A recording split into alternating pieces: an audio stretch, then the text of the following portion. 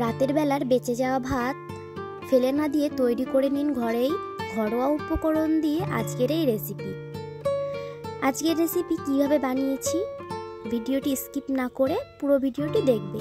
এখানে আমি সরষের তেল গরম করে নিয়েছিলাম। তেলটা গরম হয়ে গেলে তেলের ভেতরে দিয়ে দিয়েছি কয়টা কেটে রাখা আলু। আমি এখানে একটা ছোট সাইজের আলু টুকরো টুকরো করে কেটে নিয়েছি। আর একটু লবণ দিয়ে আলুগুলোকে ভালো করে ভেজে নিতে হবে। আলুগুলো লাল লাল করে ভাজা হয়ে গেছে। এখন আলুগুলোকে নামিয়ে নিতে হবে। কড়াইতে আমি আরো কিছুটা তেল দিয়ে তেলটা গরম করে নিয়েছি। এবার তেলের ভেতরে দিয়ে দেব একটা মিডিয়াম সাইজের পেঁয়াজ কুচি। পেঁয়াজটা একটু তেলের সঙ্গে নাড়াচাড়া করে একটু ভেজে নিতে হবে।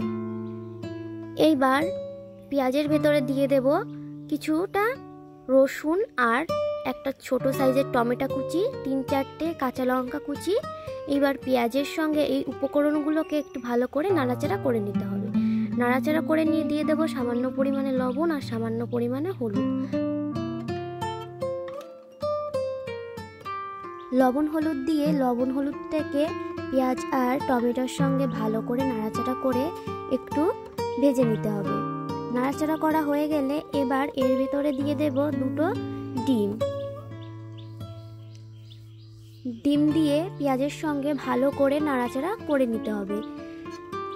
পেঁয়াজের সঙ্গে ডিম দুটোকে একদম ভালো করে ভেজে একেবারে ঝুরঝুরি বানিয়ে ফেলতে হবে। ডিমগুলোকে অনবরত নাড়াচাড়া করে আমি ঝুরঝুরি বানিয়ে নেব আর ভেজে নেব।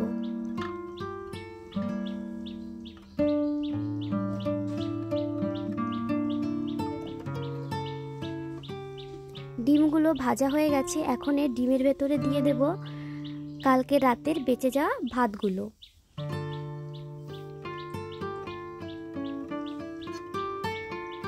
ভাতগুলো দিয়ে ডিমের সঙ্গে ভালো করে নাড়াচাড়া করে নিতে হবে।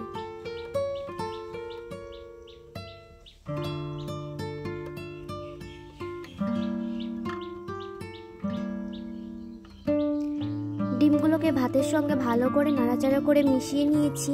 এবার ভাতের উপরে দিয়ে দেব ভেজে রাখা আলুগুলো। আলুগুলো দিয়ে ভাতের সঙ্গে আরও 5 মিনিট ভেজে নিতে হবে।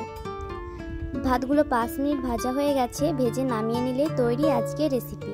ভিডিওটি কেমন হয়েছে অবশ্যই আমাকে কমেন্টে জানাবে।